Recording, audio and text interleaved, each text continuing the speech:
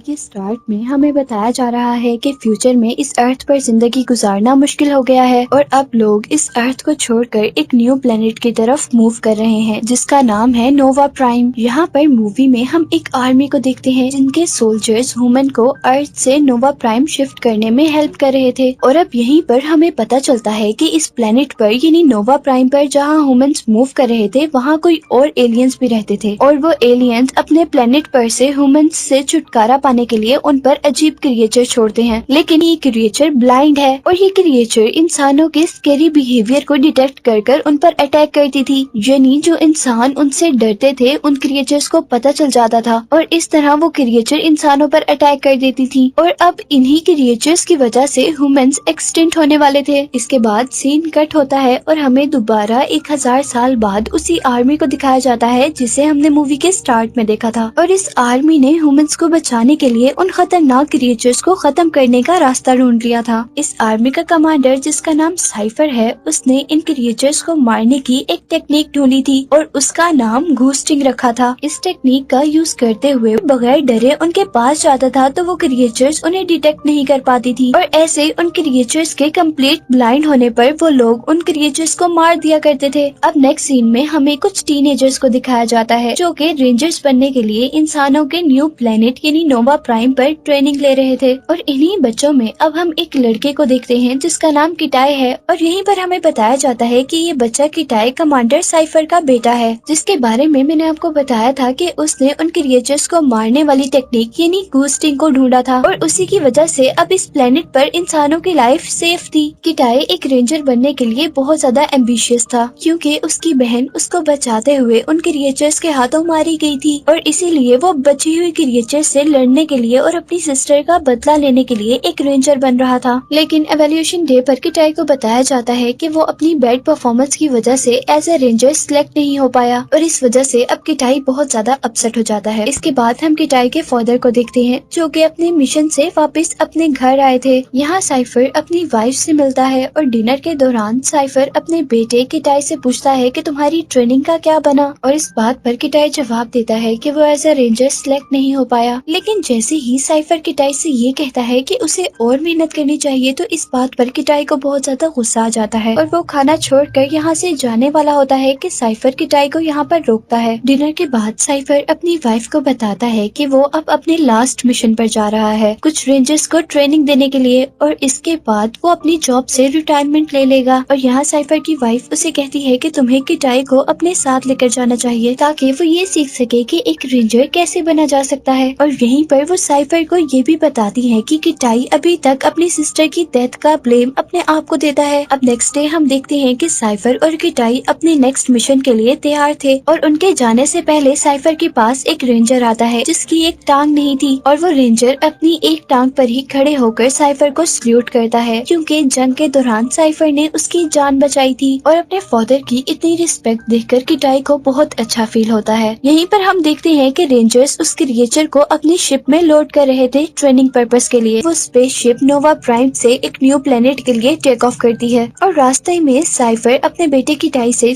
कुछ देर आराम करने के लिए कहता है। लेकिन उस स्पेसशिप की सीट्स अजीब होने की वजह से किटाई को नींद नहीं आ रही थी और अब किटाई अपनी सीट से उठकर स्पेसशिप की उस तरफ जाता है जहाँ पर उस क्रिएचर उर्सा को बांधा गया था। लेकिन यहाँ पर एक रेंजर किटाई को उर्सा के पास जाने से रोकता है लेकिन पास बैठा हुआ रेंजर का ग्रुप उसे अलाउ करता है कि वो उर्सा के पास चला जाए ये देखने के लिए कि क्या वो भी अपने फादर की तरह बहादुर है। और जैसे ही किटाई उर्सा के पास आता है उर्सा उसके डर को स्मेल कर लेती है और गुस्से से अपने आप को छुड़वाने की कोशिश करती है। लेकिन उसी दौरान साइफर जागता है और वो नोटिस करता है कि शिप में कुछ गड़बड़ हो गई है। वो अपनी रिंग की हेल्प से शिप की ग्रेविटेशनल फोर्स को चेक करता है और साथ ही उसे फील होता है कि शिप में कुछ बंद है। यहाँ किटाई अपनी सीट पर बैठकर अपनी बेल्ट बांध देता है और साइफर पायलट के पास जाता है और यहीं पर हम नोटिस करते हैं कि वो शिप एक एस्ट्रॉइड शॉवर के अंदर गलती से एंटर हो गई है जिसकी वजह से शिप बहुत ज्यादा डैमेज हो जाती है जिसकी वजह से वो अपनी मंजिल तक भी नहीं पहुंच सकती थी और अब उन्हें करीब ही कोई ह्यूमंस के लिए सूटेबल प्लेनेट ढूंढना था।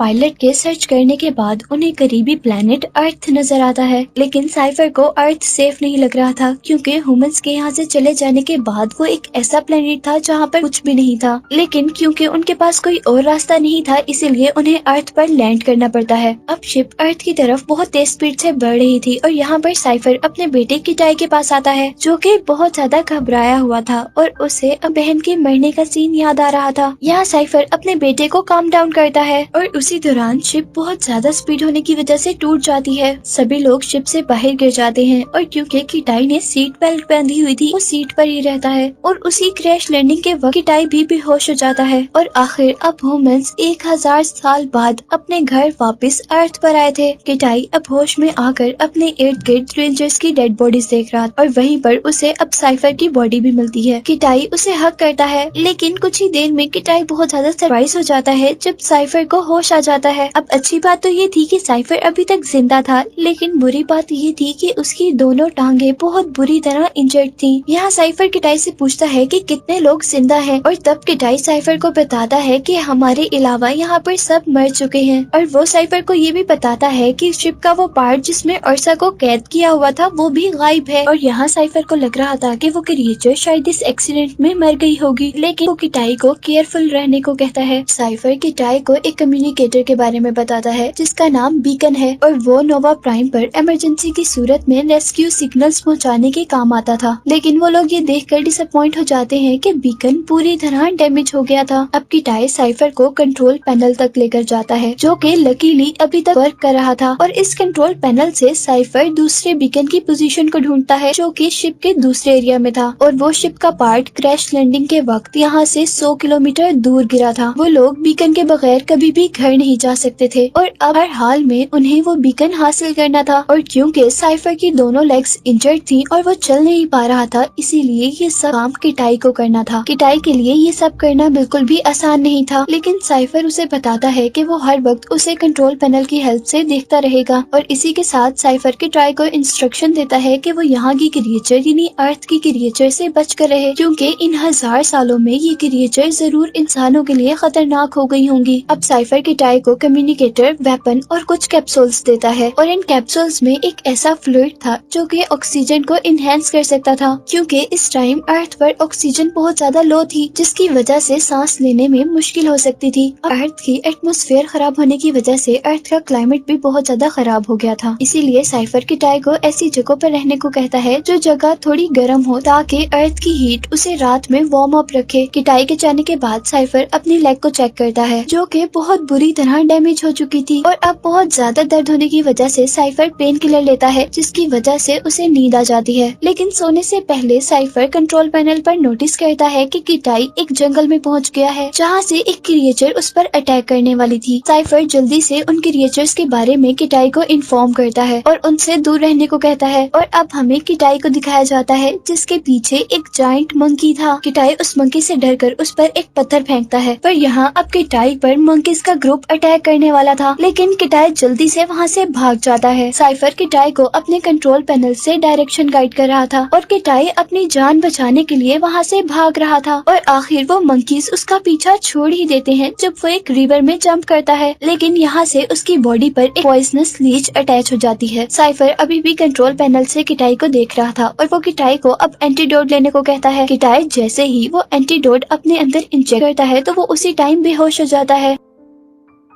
अब कुछ देर बाद साइफर किटाई को जगाता है, क्योंकि अर्थ का टेम्परेचर बहुत ज्यादा डाउन हो रहा था और उसे रात होने से पहले पहले अर्थ के किसी हॉट स्पॉट की तरफ जाना था, अगर वो फ्रीज होकर मरना नहीं चाहता था। तो अब किटाई जल्दी से अपनी जान बचाने के लिए किसी हॉट स्पॉट की तरफ भागता है और दूसरी तरफ हम साइफर को देखते हैं जो कि अपनी सर्जरी कर रहा था। पर इस दौरान साइफर को लग रहा था कि अब वो और जिंदा नहीं रह पाएगा, इसीलिए अब वो मरने से पहले अपनी फैमिली की कुछ मेमोरीज देखता है। और यहीं पर दूसरी तरफ किटाई भी कुछ अच्छी पोजीशन में नहीं था, क्योंकि उन मंकीज से बचते हुए उसके 2 ऑक्सीजन कैप्सूल डिस्ट्रॉय हो गए थे और अगर उसे जिंदा रहना था तो उसे जल्द ही अपनी डेस्टिनेशन तक पहुंचना था। यहाँ साइफर किटाई से उसकी कंडीशन पूछता है और यहाँ वो साइफर को झूठ बोल देता है कि हर चीज ठीक है। अब रात हो जाती है और किटाई को हम सेफली एक केव में देखते हैं और यहाँ किटाई साइफर से सवाल करता है कि आपने घोस्टिंग टेक्निक कैसे ढूंढी थी। और यहाँ साइफर उसे बताता है कि जब वो कहीं जा रहा था तो एकदम से उसके सामने एक अर्सा अपेयर हुई और साइफर अर्सा को देखते ही डर के वहीं पर खड़ा हो गया और अर्सा अपनी अजीब सी आवाज से उसके शोल्डर के पास शाउट करने लगी और इसी दौरान अचानक वो दोनों एक रिवर में गिर गए। साइफर उसे बताता है कि रिवर के बॉटम में अर्सा उसकी बॉडी के ऊपर थी और वो साइफर को खाने ही वाली थी।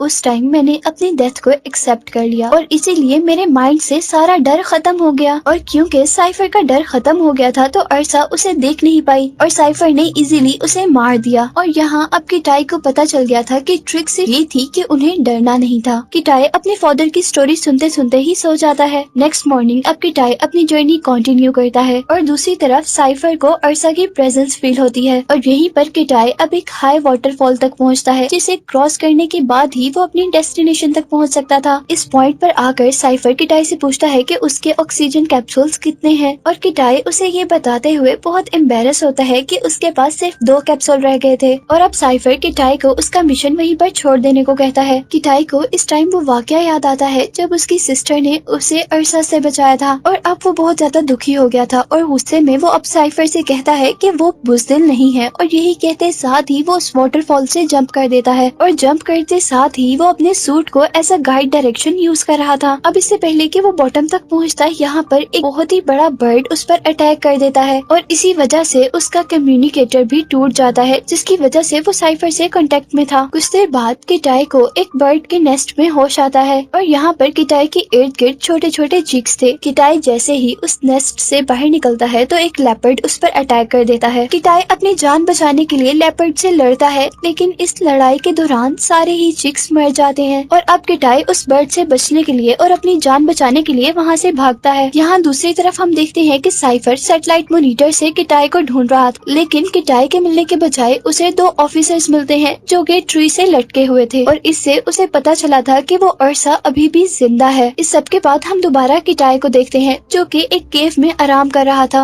और अब वो यहाँ पर एक मैप बनाता है जिसकी हेल्प से वो टेल की डायरेक्शन ढूंढ सके। नेक्स्ट मॉर्निंग अब किटाई अपनी जर्नी कंटिन्यू करता है लेकिन यहाँ वो बर्ड भी उसका पीछा कर रहा था और अब इसी दौरान किटाई को सांस लेने में भी मुश्किल हो रही थी और इसीलिए अब वो अपना आखिरी ऑक्सीजन कैप्सूल लेता है और उसके बाद किटाई एक बोट बनाता है और उस बोट पर सफर करते करते किटाई को नींद आ जाती है और जैसे ही किटाई की आंख खुलती है तो वो नोटिस करता है कि अर्थ का टेम्परेचर बहुत ही ज्यादा डाउन हो गया है और उसके इर्द गिर्द हर चीज फ्रीज हो गई है और अब यहाँ पर किटाई सर्दी की वजह से बेहोश हो जाता है और हम देखते हैं कि किटाई को कोई अजीब सी चीज अपनी तरफ खींचती है।